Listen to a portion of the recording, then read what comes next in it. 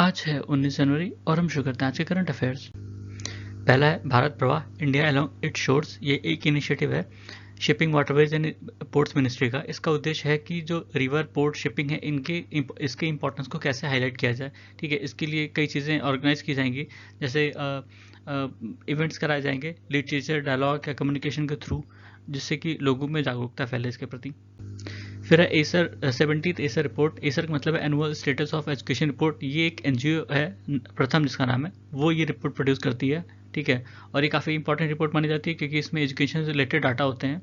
और इस बार भी इन लोगों ने मतलब 9060 स्कूल को सर्वे किया है 616 डिस्ट्रिक्ट में। उसके हिसाब से इन्होंने बताया कि क्या ट्रेंड चल रहा है, मतलब एनरोलमेंट बढ़ा है कि नहीं, लोग जो बच्चे हैं उनकी जो पढ़ाई का स्तर कैसा है और कौन कहाँ एनरोलमेंट हुआ है। ठीक है, तो इसमें इन्होंने बताया कि एनरोलमेंट बढ़ा है 98.4% हो गया है 2022 में, और उसमें से जो 72.9% बच्चे थे वो गवर्नमेंट स्कूल में जाते हैं। ठीक है, मतलब गवर्नमेंट स्कूलों में भी एनरोलमेंट की बढ़ोतरी हुई है, क्योंकि अभी जब कोविड था तो कई लोग जिनकी इनकम लॉस हुआ वो प्राइवेट स्कूलों की फीस नहीं दे पा रहे थे। ठीक है, तो उन्होंने अपने बच्चों को प्राइवेट स्कूल से निकालकर सरकारी स्कूलों में दाखिला करवाया।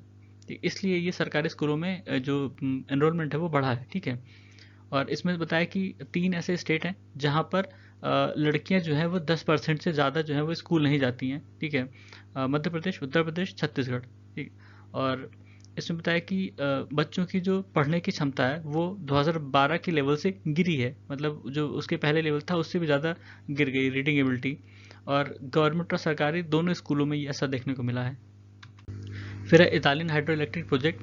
ये दिबांग वैली में बनाया जा रहा है, दिबांग वैली अरुणाचल प्रदेश, और ये run of the river scheme पर बेस होगा। यहाँ 2 ग्रेविटी डैम्स बनाए जाएंगे तांगोंग और द्री रिवर पर। ये दोनों ही ट्रिब्यूटरी हैं दिबांग रिवर की, और ये लेकिन यहाँ पर जो एदो मिश्मी ट्राइब के लोग रहते हैं वो इसका विरोध कर रहे हैं। ठीक है, एदो मिश्मी ट्राइब की बात करें तो ये दिबांग वैली के इनहेबिटेंट हैं, और ये मंगलोइड रेस से आते हैं। इनकी जो भाषा है वो तिब्बतो बर्मन लैंग्वेज है। ठीक है, और इनको इनके डिस्टिंक्ट हेयर स्टाइल और कस्टम वगैरह से जाना जाता है, और ये एनिमीज में बिलीव करते हैं। एनिमीज मतलब जो हर चीज़ में स्पिरिचुअलिटी पर बिलीव करती है। ठीक है, दिबांग नदी की बात करें तो ये केया पास के पास ओरिजिनेट होती है, जो इंडो चाइनीज बॉर्डर के पास पड़ता है। ठीक है, और ये इंडिया में अरुणाचल प्रदेश और असम से होकर बहती है। ये ब्रह्मपुत्र की ट्रिब्यूटरी है। इसकी भी कई सारी ट्रिब्यूटरीज हैं, जैसे सिसार, मथुन, तंगोन, द्री, इथुम, इमरा। ठीक है, ये सब उसकी ट्रिब्यूटरीज हैं। और फॉरेस्ट एडवाइजरी कमेटी ये 1980 में बनी थी, जो कि ministry of environment, forest and climate change के अंडर में आती है। ये जो कोई भी प्रोजेक्ट होते हैं एनवायरनमेंट से रिलेटेड जिसमें एनवायरनमेंट कहीं से इफेक्ट हो रहा, उसको ये परमिशन देना या नहीं देना इनके हाथ में होता है। उसके बाद वो प्रोजेक्ट स्टेट को फॉरवर्ड किया जाता है कि वहाँ अगर किसी ट्राइबल कम्युनिटी का अगर जो फॉरेस्ट राइट है अगर वो हार्म हो रहा है तो उसको वो देखे, उसको मतलब सुलझाए। फिर है स्पॉट बेलीड ईगल आउल। ये अभी शेषाचलम फॉरेस्ट में देखा गया आंध्र प्रदेश में। ठीक है, और ये फॉरेस्ट आउल है। India, Sri Lanka, Nepal, Bhutan, Bangladesh, Myanmar, Thailand, China, Laos, Cambodia, Vietnam, यहाँ सब पाया जाता है। नॉर्मली 300 से 3000 मीटर के रेंज में जो एल्टीट्यूड है। ठीक है, वहाँ पर देखने को मिलता है। IUCN में ये लीस्ट कंसर्न में है। अपने यहाँ जो वाइल्ड लाइफ प्रोटेक्शन एक्ट 1972 इसमें वो शेड्यूल 4 में है, और साइट्स के अपेंडिक्स 2 में है। शेषाचलम हिल्स की बात करें तो ये ईस्टर्न घाट में है आंध्र प्रदेश के। ठीक है, आंध्र प्रदेश में पड़ता है, और इसमें 7 हिल्स हैं, मेजरली 7 ग्रुप ऑफ हिल्स हैं, शेषाद्री, नीलाद्री, गरुड़ाद्री, अंजनाद्री, विशाभाद्री, नारायणाद्री, वेंकटाद्री। ठीक है, और ये प्री कैम्ब्रियन इरा में बना था। इसमें जो है सैंडस्टोन और शेल मिलते हैं ज़्यादातर। ठीक है, लाइमस्टोन भी मिलता है। यहाँ पर एक पार्क है शिव वेंकटेश्वरा नेशनल पार्क, और ये जो शेषाचलम है इसको बायोस्फीयर रिजर्व घोषित किया गया था 2010 में, और यहाँ पर सबसे ज़्यादा रेड सैंडलवुड पाए जाते हैं। फिर है territorial waters. United Nation convention on law of the sea, जिसको यूएन क्लॉज कहते हैं, ये डिफाइन करती है कि वो एरिया, समुद्र का वो एरिया जो किसी कंट्री के शोर से लगा है और जहाँ पर उसकी जो जुरिस्डिक्शन है, उस कंट्री की जुरिस्डिक्शन है, वो टेरिटोरियल वाटर्स होता है। नॉर्मली वो शोर से 12 नॉटिकल माइल तक होता है। ठीक है, यहाँ पर इस क्षेत्र के लिए वो देश जहाँ से ये सटा हुआ है, ठीक है, वो इसके लिए कानून बना सकती है। उस पर पूरा अधिकार होता है उसका, ऊपर से नीचे तक, मतलब उस वाटर के ऊपर उसका जो स्काई होता है और नीचे मतलब समुद्र के अंदर तक उसका अधिकार होता है। ठीक है, वहाँ उसके एनवायरनमेंट के प्रोटेक्शन के लिए, फिशिंग के लिए, किसी भी चीज़ के लिए नियम बनाना चाहती है बना सकती है। लेकिन जो दूसरे देश के लोग हैं, दूसरे देश की शिप्स हैं, वो वहाँ से जा सकती, इनोसेंट पैसेज जिसको कहते हैं, ठीक है, शांतिपूर्वक को जा सकते हैं, लेकिन उसमें सबमरीन को अलाउ नहीं है, और वहाँ पर फिशिंग करना भी दूसरी कंट्रीज को अलाउ नहीं है। यूएन क्लॉज की बात करें तो ये 1982 में अडॉप्ट किया गया था। ये दुनिया के जो सीज और ओशंस होते हैं उनको वहाँ पर मूवमेंट और वहाँ पे जो एक्टिविटीज़ होती हैं उनको रेगुलेट और कंट्रोल करता है।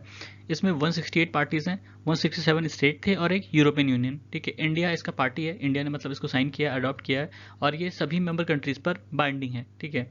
एक्सक्लूसिव इकोनॉमिक जोन की बात करें तो ये शोर से 200 नॉटिकल माइल तक होता है किसी भी कंट्री के, और वहाँ पर वो कंट्री जो है कोई भी तरह, किसी भी तरह का एक्सप्लोरेशन या एक्सप्लॉयटेशन कर सकता है वहाँ के नेचुरल रिसोर्सेज का, ठीक है, उस पर वो एक्सक्लूसिव राइट है।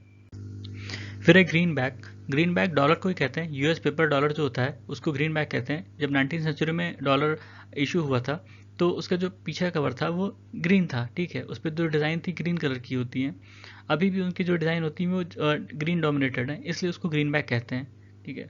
और ग्रीन बैक ट्रेडिंग का मतलब है यूएस डॉलर में ट्रेडिंग करना। फिर है इंडियन स्टार टॉर्टोइज, ये इंडिया, वेस्ट पाकिस्तान और श्रीलंका में पाया जाता है। IUCN में वल्नरेबल कैटेगरी में है, अपने साइट्स में अपेंडिक्स 1 में है, और वाइल्ड लाइफ प्रोटेक्शन एक्ट में शेड्यूल 4 में है। सेज वेबलर, ये एक बर्ड स्पीशीज है, IUCN की रेड लिस्ट में ये लीज कंसर्न पे है। फिर एडवांस ऑथराइजेशन स्कीम, ये एक स्कीम है जिसमें कुछ प्रोडक्ट्स के लिए जिसमें कुछ मैंडेटरी इनपुट्स होते हैं उनको ड्यूटी फ्री इंपोर्ट कर सकते हैं, और उनको एक स्पेसिफिक टाइम में उस प्रोडक्ट को एक्सपोर्ट करना होता है, ठीक है। जो ये आइटम्स जो इंपोर्ट किए जाते हैं इनको सेल डोमेस्टिक मार्केट में सेल नहीं किया सकता, वो उस प्रोडक्ट में ही इस्तेमाल होंगे, ठीक है। और ये 12 महीने के लिए वैलिड होता है। कॉस्ट इंश्योरेंस फ्राइट के बेसिस पर इसको रिकोगनाइज करते हैं, इसको ऑथराइजेशन मिलती है, ठीक है।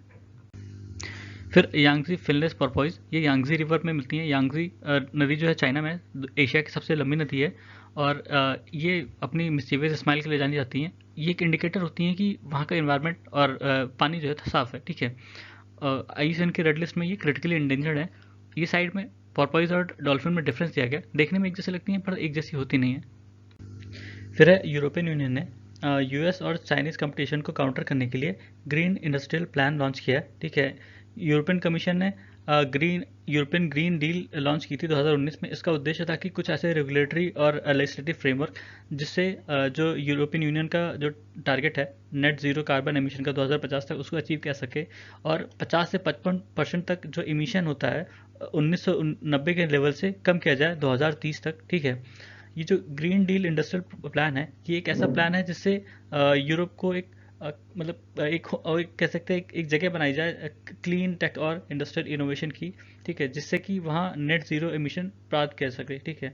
और ये जो यूरोपियन ग्रीन डील है ये 4 की पिलर हैं इसमें: regulatory, environment, financing, skill and trade, ठीक है।